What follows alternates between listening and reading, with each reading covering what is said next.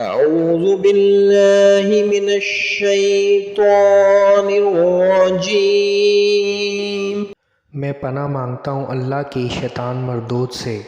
بسم اللہ الرحمن الرحیم شروع اللہ کے نام سے جو بڑا مہربان نہایت رحم والا ہے۔ لإيلاف قریش قریش کو رغبت دلانے کے سبب سے۔ إيلافهم رحلة الشتاء والصيف انہیں سردیوں اور گرمیوں کے تجارتی سفر سے مانوس کر دیا۔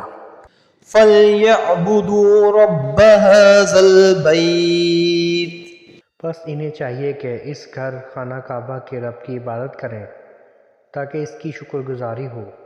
الَّذِي أَطْعَمَهُم مِّن جُوعٍ وَآمَنَهُم مِّنْ خَوْفٍ جس نے انہیں بھوک یعنی فکر و فاقہ کے حالات میں کھانا دیا یعنی رزق فراہم کیا، اور دشمنوں کے خوف سے امن بخشا یعنی محفوظ و مامون زندگی سے نوازا۔